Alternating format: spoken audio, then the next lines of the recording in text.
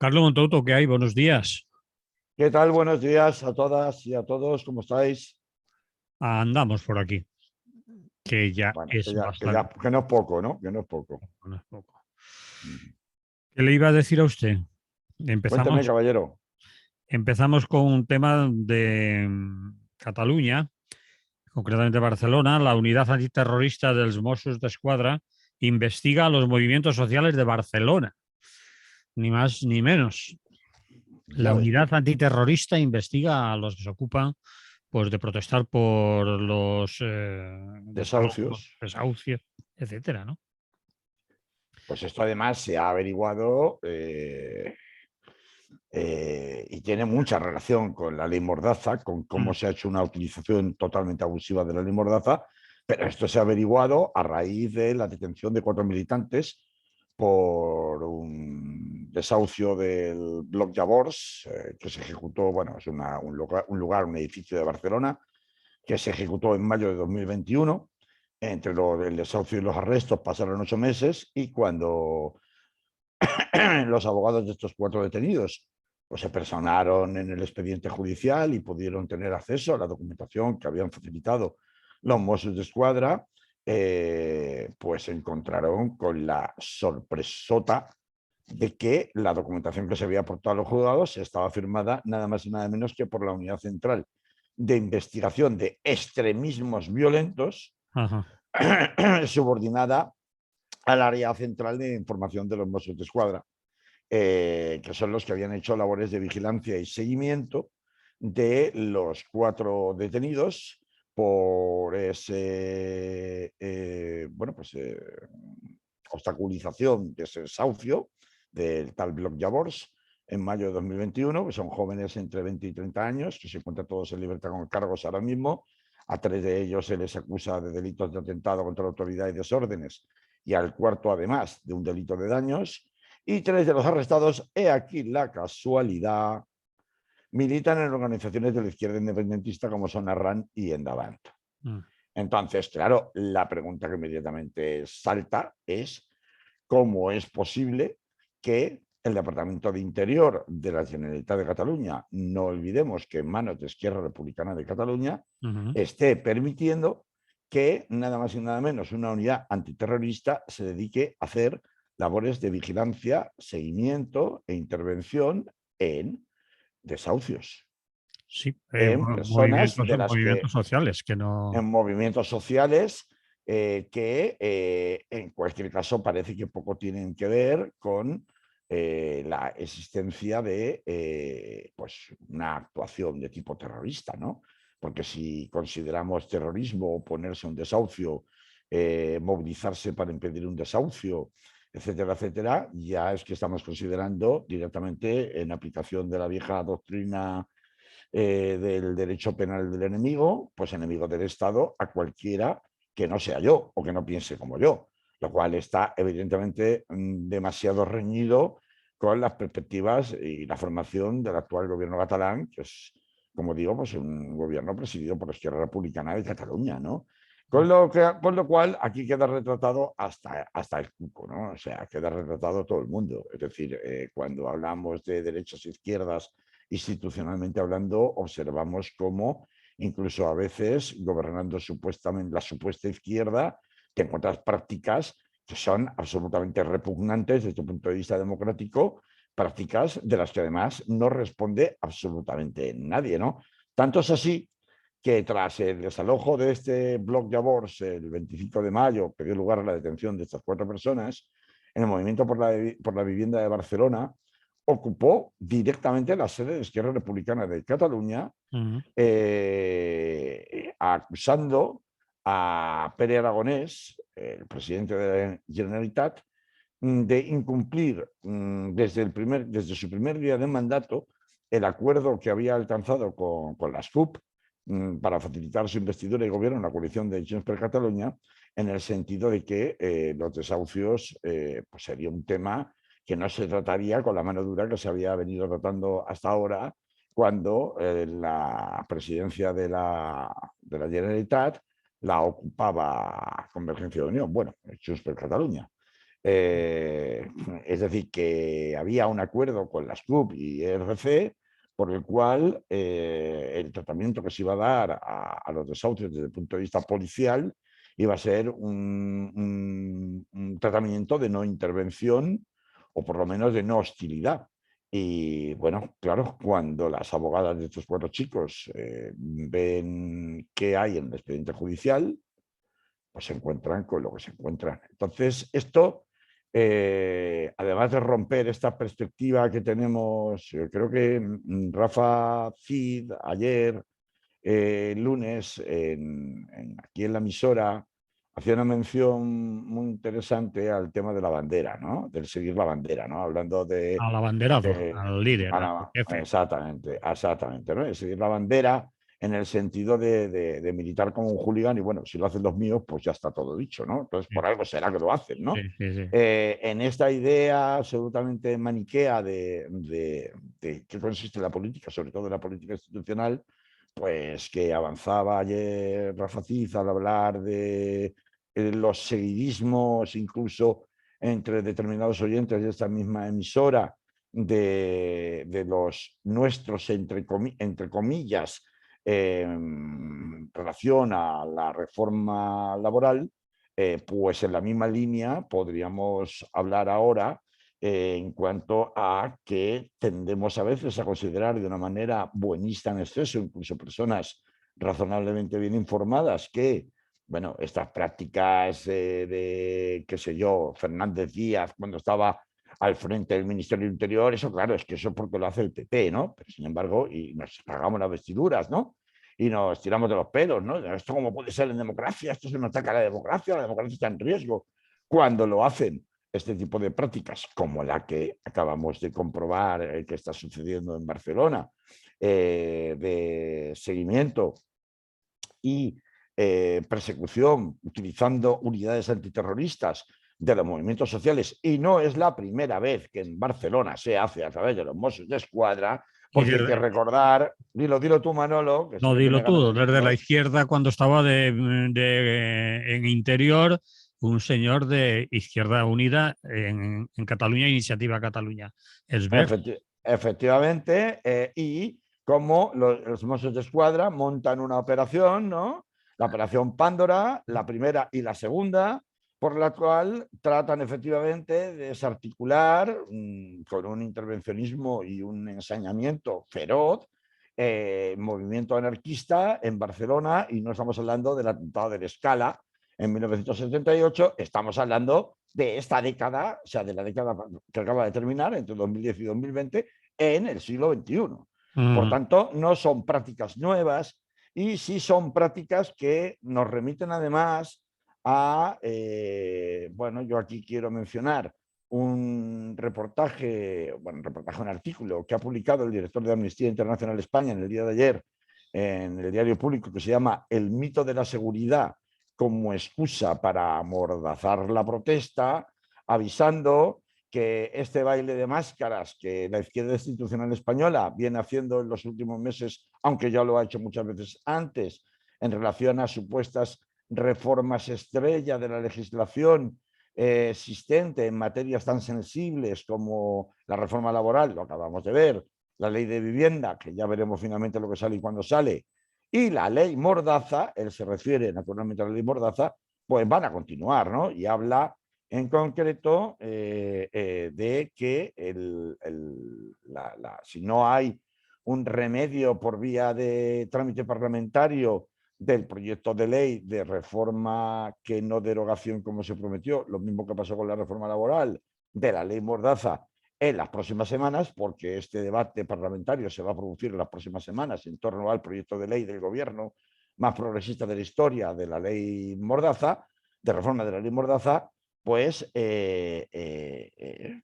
vamos a ver, pues este vacil, esta tomadura de pelo, realmente, porque no podemos hablar de otra cosa, va a continuar, ¿no? Y bueno, pues hay un parrafito que a mí me gustaría leer, no me gusta mucho hacer esto, pero quiero que él lo explica de una manera muy contenida y muy bien, o sea, muy concentrada, un poco, igual que han circulado en redes sociales respecto a la reforma laboral, gráficos elaborados por la CGT, que tú conoces, Manolo, los has compartido yo también, respecto a qué puntos de la reforma laboral del PSOE y del PP se quedan como están en la nueva reforma laboral y qué puntos se modifican, pues él hace una especie de resumen también, advirtiendo de algo que es muy obvio, del abuso de la ley Mordaza, precisamente con unas multas. En el caso de Barcelona había habido multas, se estaban multando, se multa a los manifestantes que tratan de dificultar los desahucios, agárrate Manolo, con 18.000 euros de multa. Sí, hasta ahora sí. O sea, Bueno, no sé. una desproporción absolutamente estratosférica, abusando de la ley Mordaza. Es decir, que esto que hablamos de la ley Mordaza en genérico, las leyes, tal. No, no, eso luego tiene una aplicación directa e individualizada a los ciudadanos y en el ejercicio del derecho constitucional de la protesta, bueno, pues ya sabemos lo que piensa Europa al respecto, ¿no? Europa ha dicho repetidamente, y los tribunales europeos han dicho repetidamente, que, y es una de los enjuagues que pretende hacer el gobierno de coalición respecto a la reforma de la ley Mordaza, de la Ley de Seguridad Ciudadana, que existe una desproporción absoluta, incluso por encima de la penalidad que tienen los delitos en el Código Penal español, en algunos de los casos, en el importe de las multas, ¿no? De la ley Mordaza, que no dejan de ser multas administrativas, ¿no?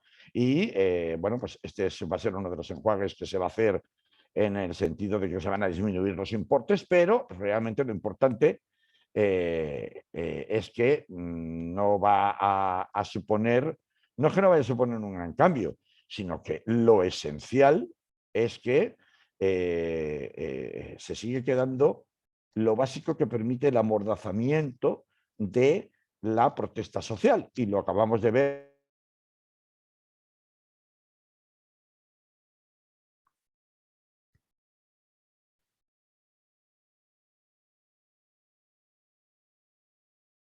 A ver, Carlos, te has quedado colgado.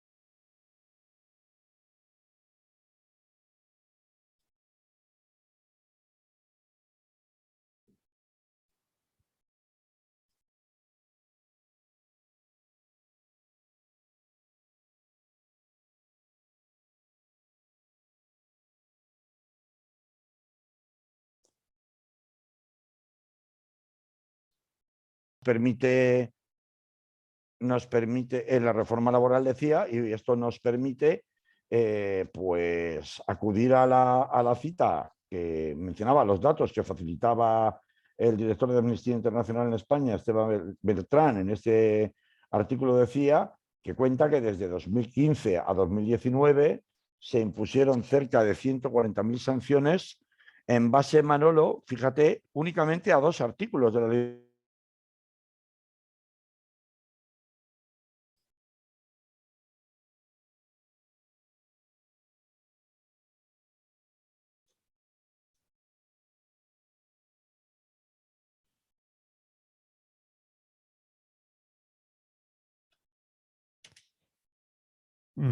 Carlos, te has vuelto a quedar.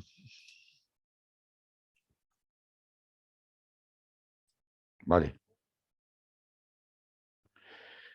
En la reforma laboral, y esto, bueno, pues nos lleva a este artículo que yo mencionaba del director de Amnistía Internacional España, Esteban Beltrán, cuando cuenta que en relación a la ley Mordaza da datos y dice que desde 2015 a 2019 se impusieron cerca de 140.000 sanciones en base únicamente, fíjate Manolo, a solo 2 artículos. Y mira qué artículos, aquellos de la ley Mordaza que se refieren a resistencia, desobediencia o negativa a identificarse y a faltas de respeto a la autoridad, que suponen entre ambos el 70% del total de infracciones impuestas en seguridad ciudadana, pero ninguno de ellos es eliminado o modificado en el acuerdo de reforma. Quiere decirse 2 artículos que son verdaderos cheques en blanco para la autoridad competente, para la policía a pie de calle, para decidir si se han cumplido o no y sancionar o no sancionar. Es decir, mantener la discrecionalidad a toda costa de las actuaciones policiales en España, con la ley de seguridad ciudadana en la mano, con multazos de 18.000 euros a quien proteste en la calle contra un desahucio, o igual que te pueden en un momento dado imponer a la puerta del CIE por protestar por el cierre del CIE, etcétera, etcétera.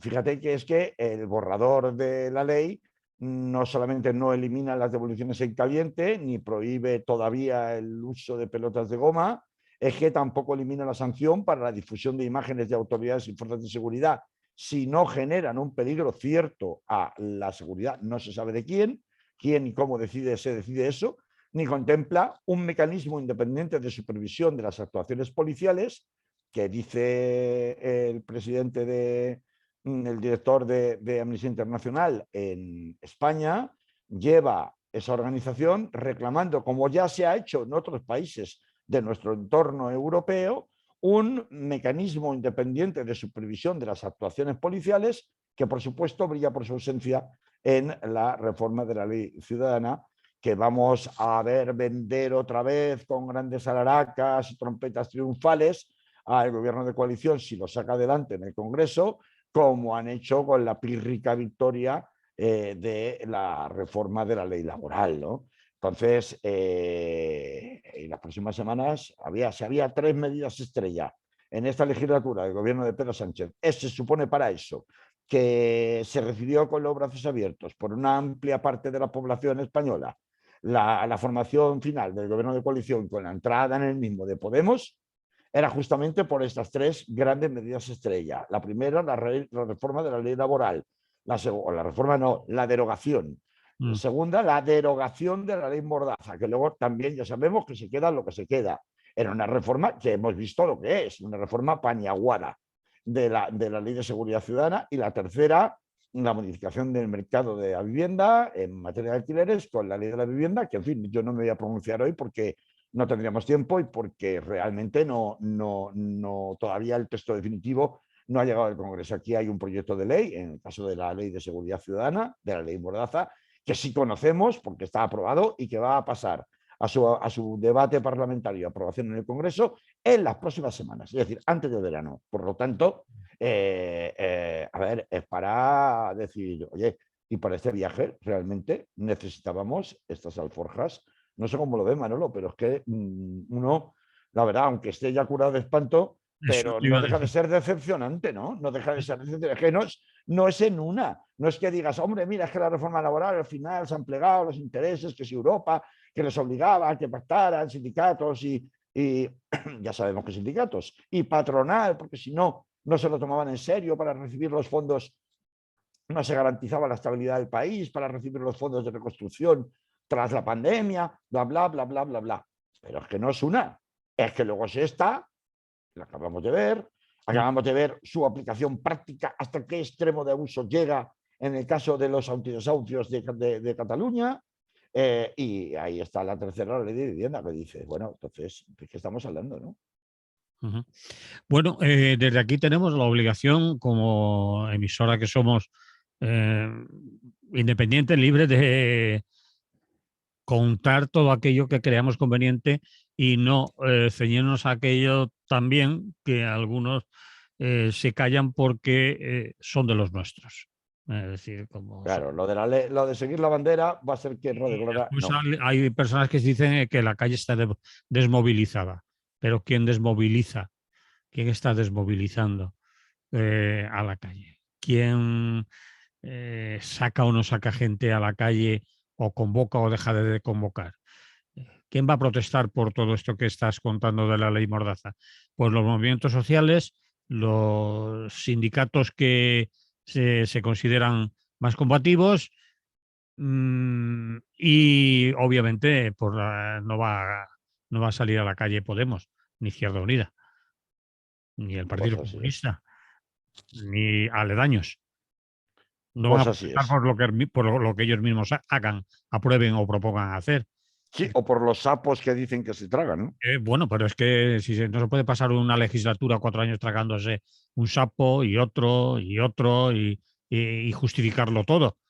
Es decir, lo que decías tú, te doy la razón en que, bueno, vamos a tragarnos el sapo de Europa porque la presión es muy fuerte, los lobbies económicos, la patronal, una negociación dura, pero la ley Mordaza, ¿quién les obliga a... Cuando además desde Europa la presión en todo caso es en sentido contrario, en sentido de, oye, que no puede ser que estéis poniendo multas en la ley Mordaza que son superiores a las que ponéis en el Código Penal para delitos, cuando estos son infracciones administrativas. Mm.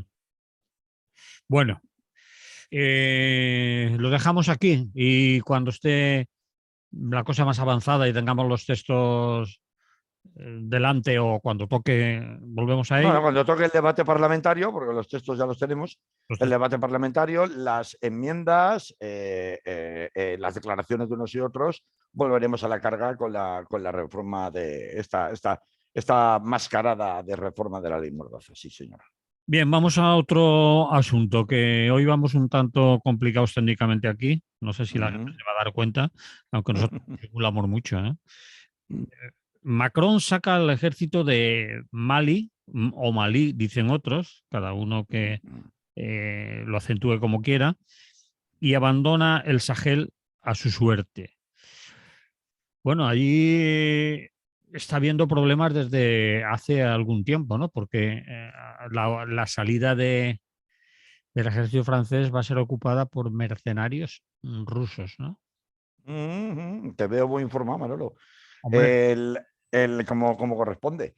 A ver, fíjate, este pasado fin de semana se han estado celebrando las finales de la Copa Africana de Fútbol mm, de selecciones de naciones africanas que ha ganado Senegal por primera vez en su historia este pasado domingo.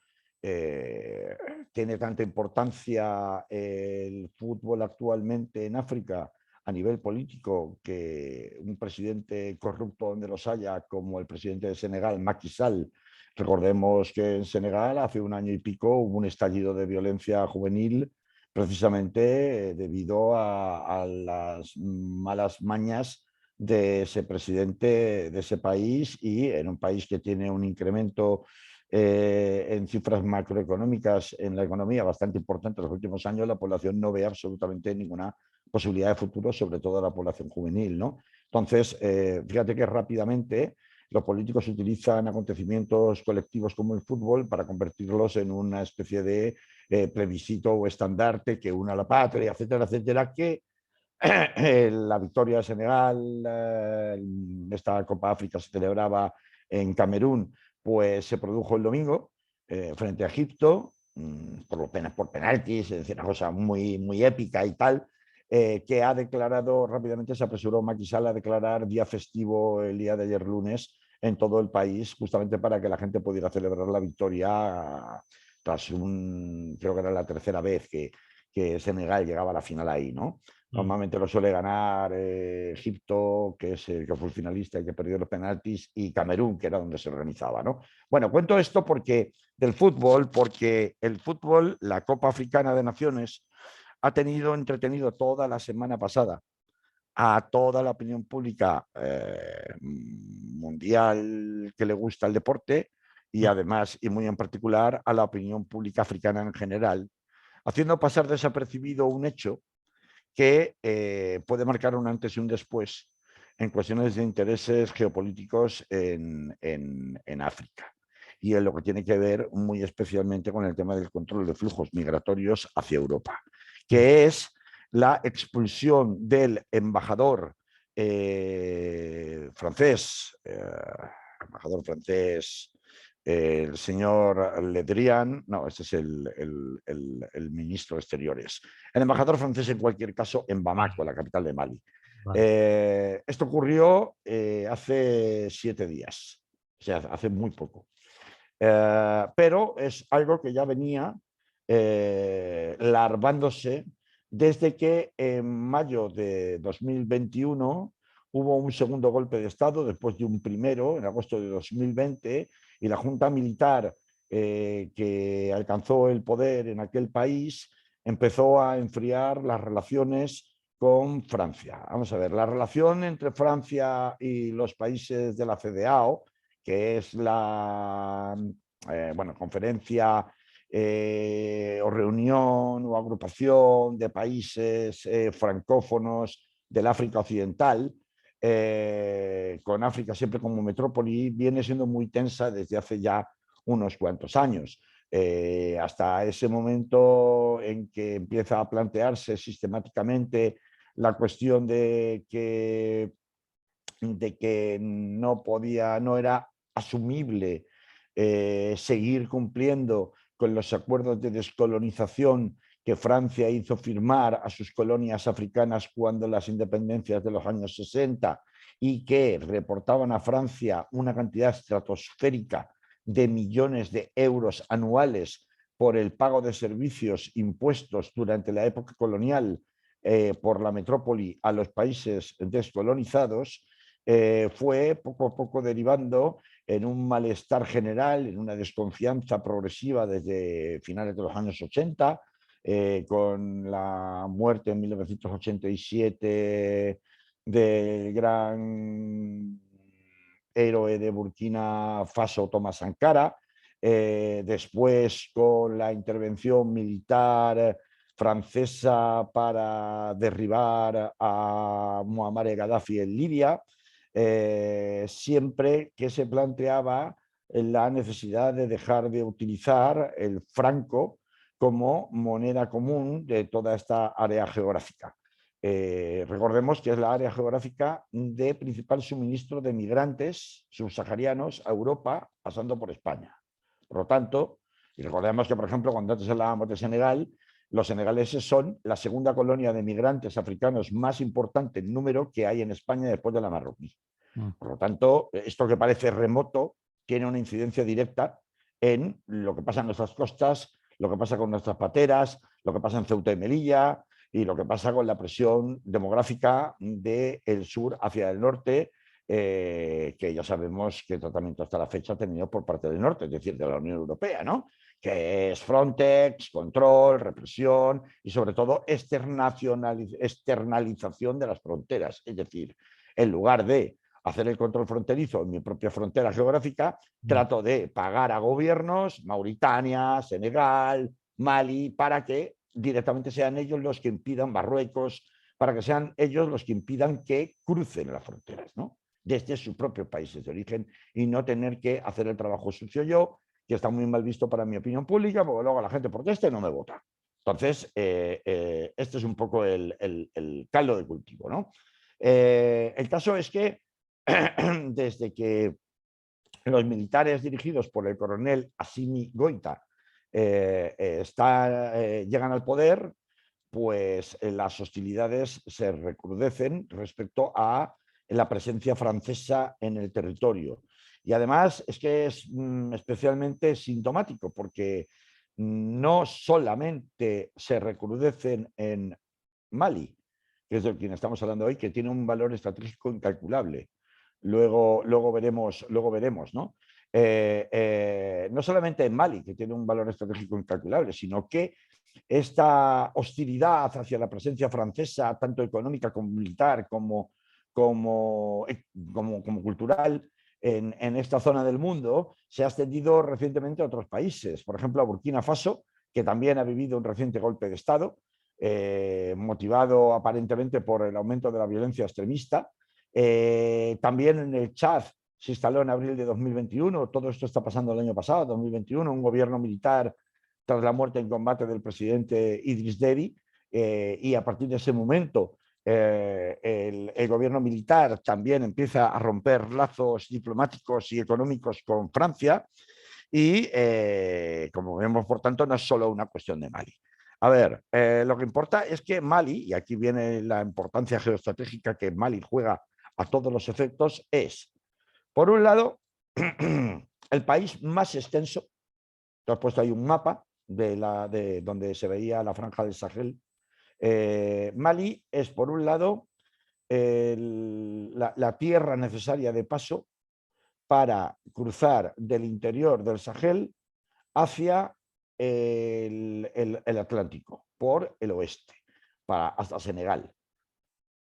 Por otro lado, es la ruta de paso necesaria desde el sur, es decir, desde el Golfo de Guinea, que está, ahí lo veis, en el sur, donde están países como Níger y desde donde históricamente se ha llevado la explotación de uranio, que es tan esencial para la industria francesa nuclear, de cobalto, de metales pesados, de gas, cruzando Mali para, a través de Argelia, sacarlo hacia el Mediterráneo norte, es decir, hacia Europa.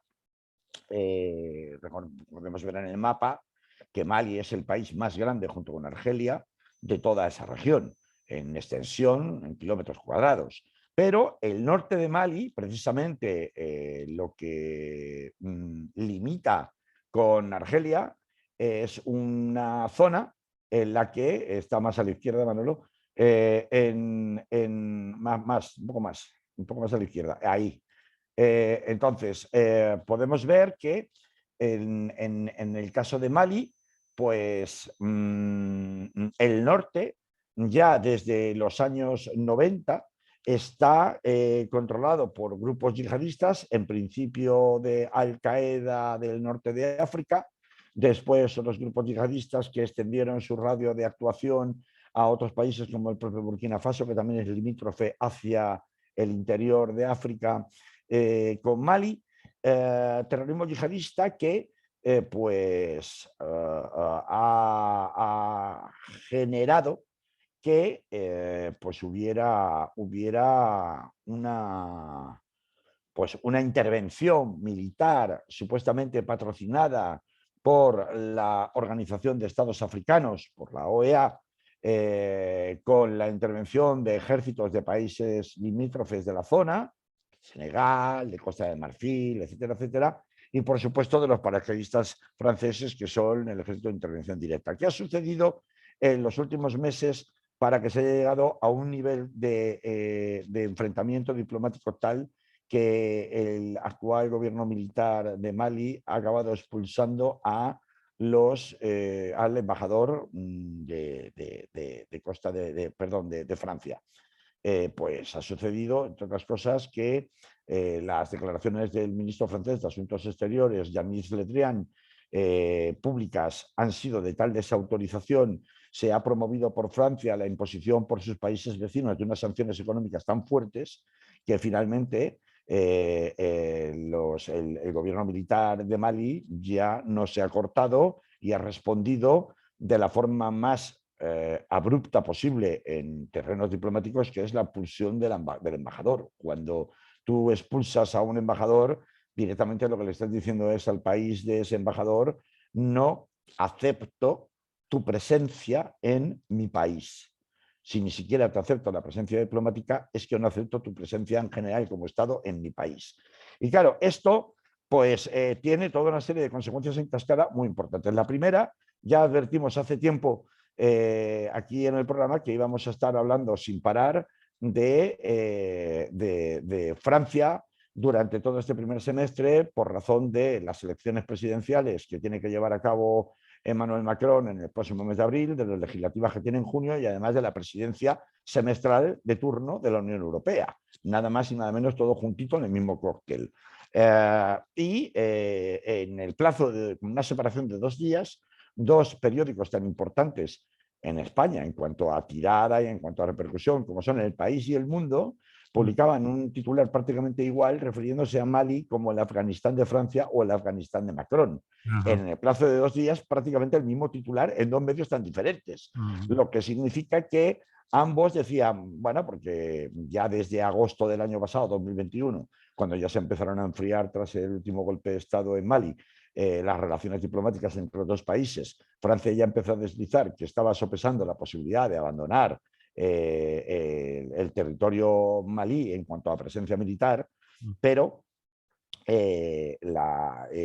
ahora ya con la expulsión del embajador francés, pues definitivamente se confirma que efectivamente Francia pensaban hacerlo más tarde, pensaban tener una escalada progresiva de desintervención en Mali que culminaría en 2023, pero parece que ahora mismo lo que está encima de la mesa del Elíseo es la retirada no gradual, sino de una sola vez, de golpe, antes de que interfiera definitivamente en la campaña electoral presidencial francesa en el mes de abril, pero con una serie de problemas añadidos en cadena, en cascada, muy importantes. El coronel Assimi Goïta, que es el jefe de la Junta Militar actual que gobierna Mali, no solamente es que ha exigido la salida del contingente francés, es que ya el pasado 27 de enero forzó al contingente de tropas de Dinamarca para que retirara sus tropas, a la que ha seguido 27 de enero, hace nada, de 2022, a la que le ha seguido Suecia, que tiene 300 militares destacados allí. España es el segundo mayor contingente militar 500. desplazado por Europa, exacto, desplazado por Europa a, en Mali, y el más numeroso, o creo que es el más numeroso, desplazado al extranjero por el ejército español. 500 soldados, el segundo después de Francia, y aquí no se está abriendo la boca, pese a que a los daneses y a los suecos ya los han echado, los franceses están diciendo que se van y los españoles, señora ministra, aparte de decirle que no le guste lo que diga Pablo Iglesias desde su púlpito de su podcast sobre la guerra en Ucrania, ¿nos podrá contar, señora ministra, alguna cosa acerca de qué va a pasar con los 500 militares destacados en Mali si finalmente los franceses se van? Dice que se tratarán con diplomacia y tranquilidad, que es un tema a Sí, tratar con diplomacia. la misma tranquilidad con la que los franceses van a salir por piernas y la misma tranquilidad con la que los daneses y los suecos ya han salido por piernas. Pues se van a quedar solos. ¿Qué tranquilidad? ¿Qué tranquilidad tienes ahí? Claro, la cosa se complica en el Sahel, que como vemos desde el punto de vista de recursos naturales, desde el punto de vista de tránsito de personas, es un punto neurálgico.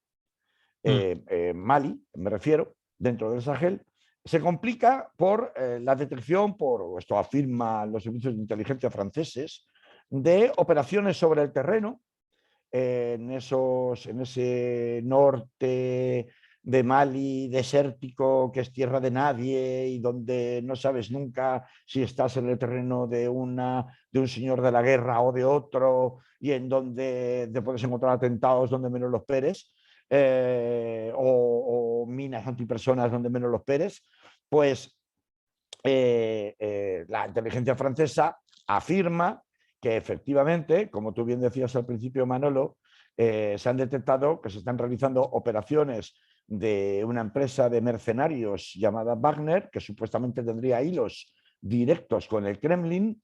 Bueno, ya sabemos que es que últimamente todo pasa por el... Todo pasa. Su dueño jefe es íntimo de Putin.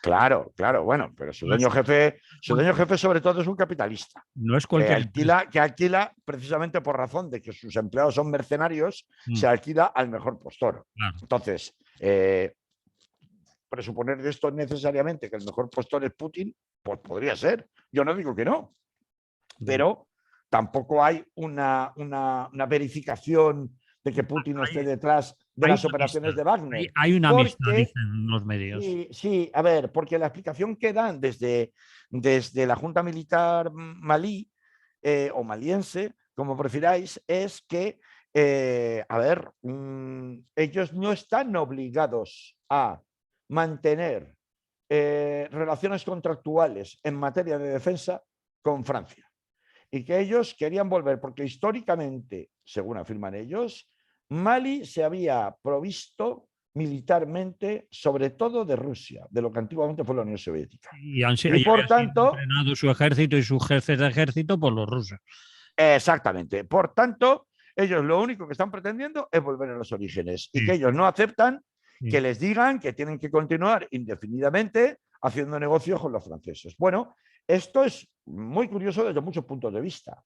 Desde un primer punto de vista, porque es el surgimiento, o podría dar lugar al surgimiento, de un nuevo nacionalismo africano antieuropeísta, particularmente antifrancés, con independencia de que el relevo de ese, o el soporte económico y geoestratégico de ese nacionalismo antifrancés y antieuropeísta venga de Putin y venga de Rusia.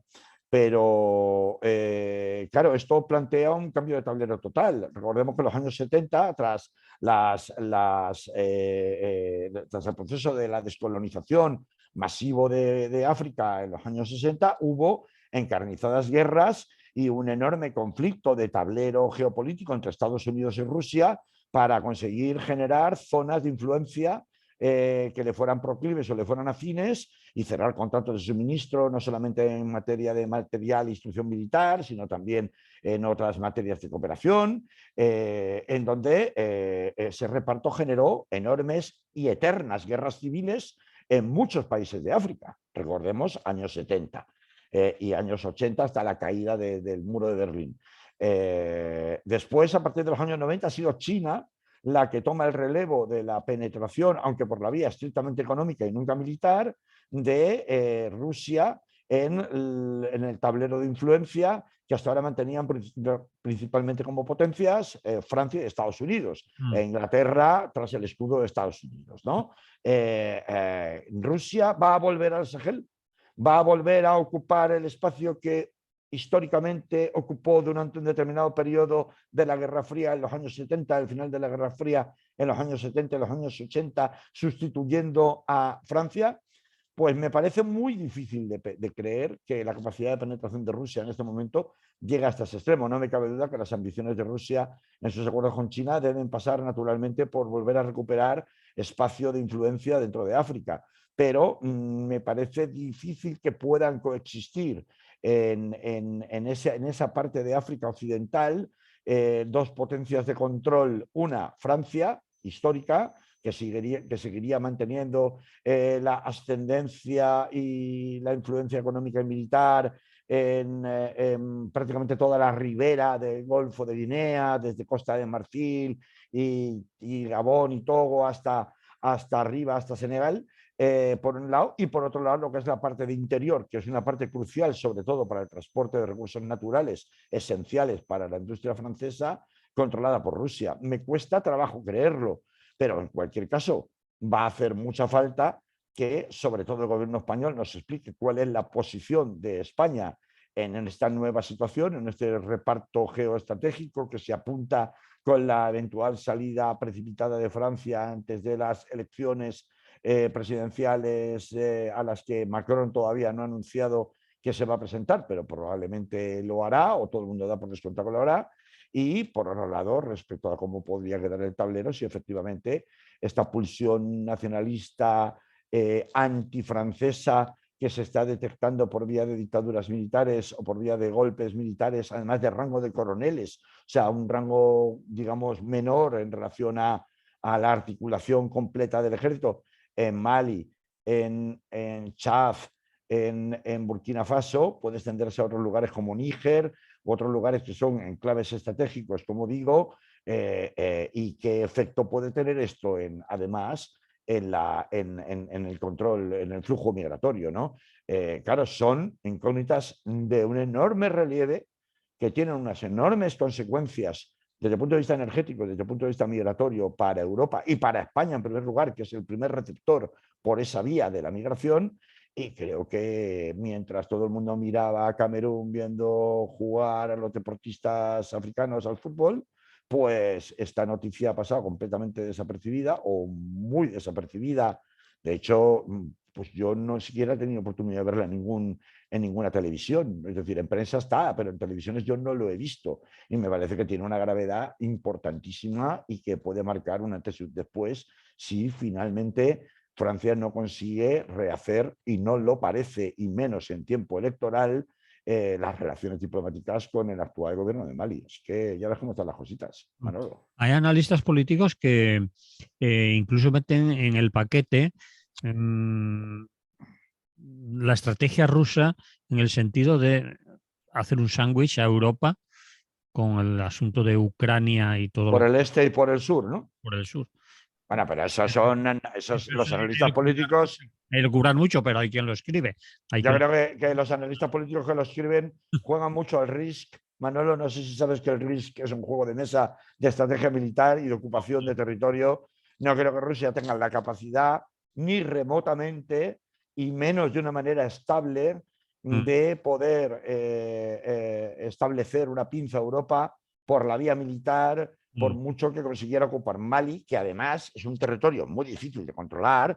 Hablo con tropa terrestre, porque es un territorio muy grande, muy desértico en una gran parte del país, prácticamente de la mitad para arriba del país está sin habitar o con pequeñas aldeas, hay pocos núcleos urbanos grandes y es muy tierra de nadie, igual que ocurre. Esa es una de las peculiaridades del Sahel, en donde es muy fácil esconderse, porque, bueno, prácticamente que no ves, y hay kilómetros y kilómetros y kilómetros y kilómetros totalmente deshabitados, ¿no?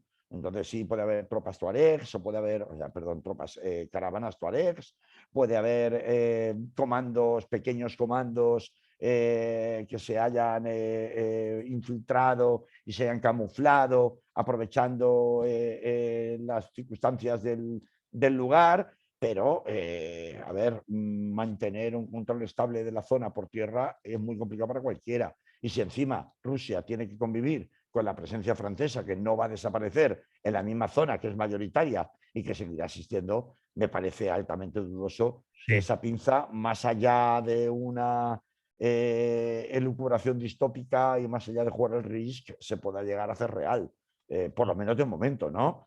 Sí, Vamos a ver, porque además Estados Unidos tampoco lo iba a permitir.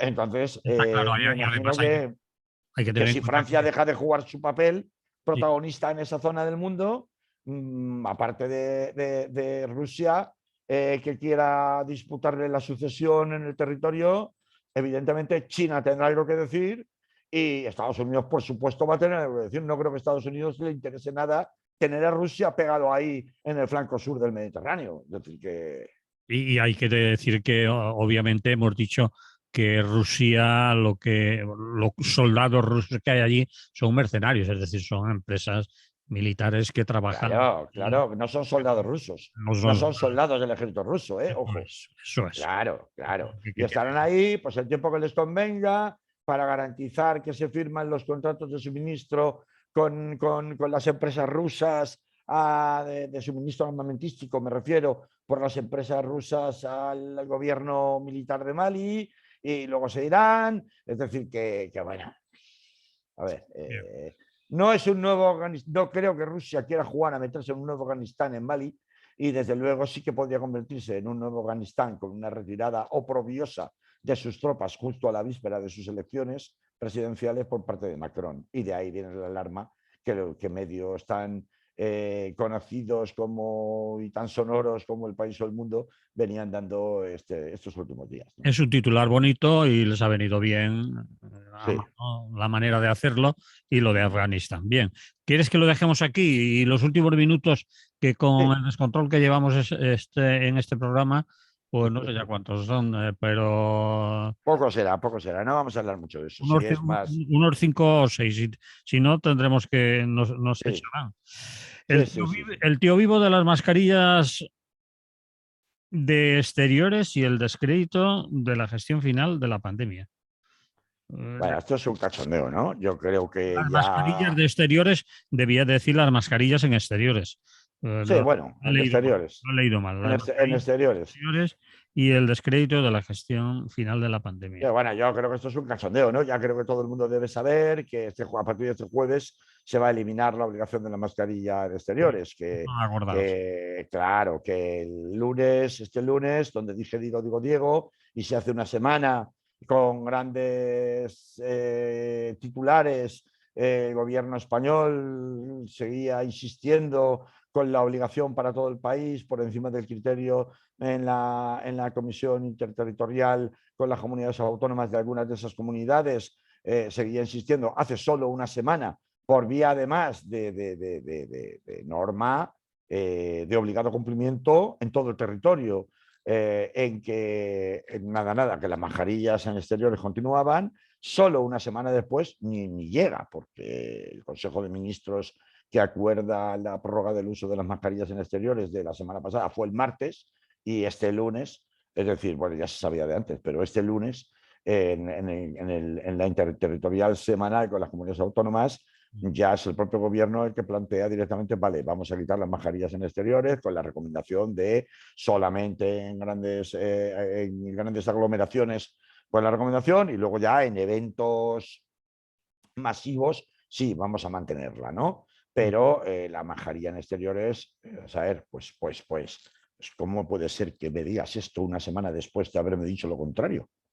Es decir, no han cambiado tanto las circunstancias de evolución de la pandemia como para que me justifiques con la rotundidad en que lo justificasteis la semana pasada, que las mascarillas en exteriores tenían que ser necesarias y obligatorias mantenerlas, y una semana después me estás diciendo, menos de una semana después, estás diciendo donde dije, digo Diego, y ahora ya digo que no son necesarias. O sea, esto es un Nunca despropósito. había tenido respaldo científico ni de los expertos el uso de la mascarilla en exteriores, salvo en aglomeraciones y grandes concentraciones. ¿Y por qué me la pones? ¿Y por qué insistes? Por, o sea, ¿Y por qué me la impones obligatoriamente? Y además, si me lo discutes, eres un antivacunas en la semana pasada, cuando ya sabías que sí. no tenía respaldo científico y cuando ya sabías que no, que había muchas comunidades, bueno, no muchas, pero 5, pues son bastantes.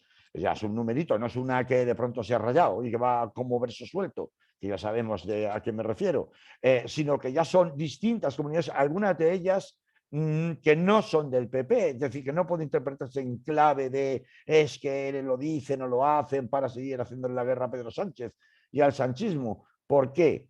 Pues porque yo creo que esta parte final, desde luego, de la gestión, si ha habido muchas censuras que se pueden hacer, o algunas dentro de un cierto buenismo, vamos a ponerlo así, comprensibles, otras de decisiones totalmente incomprensibles, pues esta concreta, esta fase final concreta de gestión de la pandemia está resultando un descalabro. Es decir, yo no sé cómo a Chimo Puig, hablando de Valencia, que es uno de los territorios donde las medidas de control social en materia pandémica han sido mayores y más continuadas en el tiempo, cosa que no se acompasaba ni con el grado de contagios, ni con el grado de hospitalizaciones, ni con el grado de muertes, salvo un periodo muy cortito, muy concreto, que fue en enero de 2021, justo después de las Navidades, que fue el periodo de máximo estallido de contagios en la Comunidad Valenciana, y sin embargo hemos tenido aquí ha sido probablemente la comunidad con las normas más duras en materia de control de la pandemia. Entonces, yo no sé cómo Chimo Puig no se le cae la cara de vergüenza cuando prorroga el pasaporte COVID, reconociendo públicamente que no sirve para evitar los contagios. ¿Cómo? ¿Cómo? Pero si has vendido la moto de que el pasaporte COVID era obligatorio porque de esta manera estábamos protegiendo a las personas y a la población, y es tu obligación como máximo responsable político de este territorio de asegurar la sanidad y la salud de las personas que vivimos en este territorio, y me reconoces ahora que el pasaporte COVID no sirve en absoluto para prevenir los contagios, porque evidentemente la experiencia nos ha demostrado con el pasaporte COVID cómo realmente, si no se observan además las medidas de uso de mascarilla al interior y de distanciamiento social, que en muchísimas ocasiones es imposible de garantizar, porque en un restaurante con todos sentados sí, pero en un recinto, por ejemplo, donde la gente escuche música, o en un concierto de ese tipo, pues no, que no puede ser, no se da la circunstancia. El caso es que me reconoces con toda la cara del mundo y con todo el empacho del mundo, esto ha sido hace 15 días, que el pasaporte COVID no sirve para lo que dijeron que servía y que era la justificación de lo que servía, pero que bueno, que por lo menos incentiva a la gente que no se quiere vacunar. Incentiva, por no decir, putea, penaliza, jode, fastidia, utilizando el término que utilizó Emmanuel Macron en Francia para decir que iba a joder a los antimascarillas. Y lo dijo así, con ese término, es decir, joder. A ver, señor Puig, ¿y usted quiere que le crea a alguien ya a estas alturas en cuanto a las medidas que su Consellería de Sanidad adopte? Vamos a ver, te creen, porque aquí ya se ha generado una inercia tal que siga usted la bandera, como hemos estado hablando a lo largo del programa de hoy en distintos aspectos, pero es como el tema de la vacunación infantil. Suecia, Francia, Alemania e Inglaterra están diciendo que la vacunación entre 5 y 12 años no sirve y que no hay un riesgo mayor que el beneficio, sino todo lo contrario. O sea, no hay un beneficio mayor que el riesgo, sino todo lo contrario. El riesgo es mayor que el beneficio. Eso en la vacunación infantil. Y aquí nos hacen comulgar permanentemente con ruedas de molino. Entonces, ¿esto que está generando? Pues que la gente está empezando a tomarse ya como el pito del sereno el cumplimiento de las medidas de prevención sanitaria en materia de COVID. Hemos visto que Dinamarca ha levantado directamente ya todas las restricciones y alguien dirá, bueno, ya, pero a ver, no te metas en donde no debes, que están pisando charcos. ¿Por qué? Que Inglaterra tenga una política de control de la pandemia, que ya sabemos que ha sido muy discutible, de, bueno, es que hay que convivir con la pandemia, pues es Inglaterra, ellos sabrán. Que Dinamarca levante todas las restricciones y dé por finalizada la pandemia, pues es Dinamarca, ellos sabrán. Pero nosotros no, nosotros aquí más papistas que el Papa. Solo nos gana Italia y bueno, lo de Austria, que es un caso al margen, en donde ya te obligan directamente a vacunarte a partir de los 18 años y si no, directamente van a buscarte en tu casa para multarte, ¿no? Entonces, no sé por qué la sensación que tengo es, viendo todos estos insentidos de las declaraciones públicas contradictorias en materia de lo que en su día se llamó desescalada, tú te acordarás, aquella famosa desescalada del verano de 2020, en esto lo que sería esta parte final de la pandemia, que ya se habla de que van a pasarla a convertirla en endemia y luego en epidemia, y que ya se habla de, ya todo el mundo está diseñando escenarios post pandemia, etcétera, etcétera. Me da la sensación que conforme vaya pasando el tiempo, la ridiculez de mantener este criterio de más papista que el Papa que tienen las autoridades españolas en materia de esta fase de gestión, de esta fase final de la pandemia, se va a poner cada vez más en evidencia. Y esto es una pena porque cuando tú desoyes para lo que te interesa a los científicos y te apoyas en los científicos que te interesa para lo que te interesa, pues acaba ocurriendo que al final la gente no te hace caso. Esto es Pedrito y el Lobo. Y que por tanto la próxima vez que tengamos una situación de alarma sanitaria del tipo que sea, pues la gente va a estar ya vacunada contra precisamente la autoridad, el respeto que debería difundirle, la veracidad que se le debería dar por la población a sus representantes públicos, precisamente en una materia tan sensible como la materia sanitaria. Y este descreimiento popular que se están ganando a pulso, sobre todo en este último tramo de gestión de la pandemia, con sus autoridades públicas, pues que ya hemos visto que, bueno, que España, porque España, en fin, es España y aquí es que nadie se mueve prácticamente por nada, pero hemos visto la bronca que hay en países como Bélgica, la bronca que ha habido en países como Francia, la bronca que ha habido en países como Alemania, donde el nivel de información no es unilateral o prácticamente completo a través de la televisión, como sí ocurre en España, en donde todas las televisiones te dicen prácticamente lo mismo y repiten prácticamente las mismas consignas y las han repetido desde el principio en estos temas. Aquí en España, pues el 80% de las personas se informan única y exclusivamente por televisión, por lo que les diga las televisiones. En estos otros países, el nivel de información de la población está más disperso, es decir, sí, ven la televisión, pero también se informan por otros canales que no son la televisión.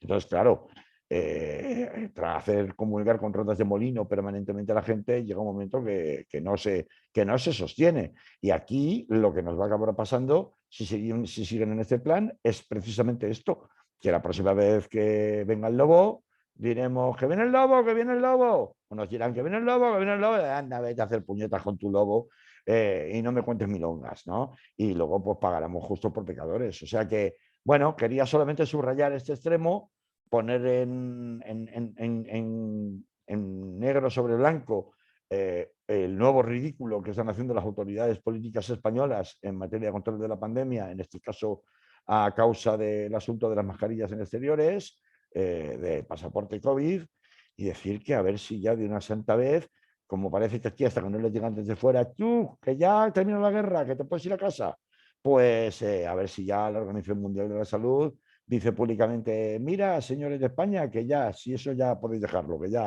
ya ha pasado malo. Y porque si no, es que vamos, seguimos con las mascarillas puestas en la boca y seguimos con unas restricciones totalmente inoperantes desde el punto de vista de contagios, pues que no va a llevar, que nos va a dar el día del juicio final con la mascarilla puesta. Así Bien, que bueno, eso es lo que quería contar.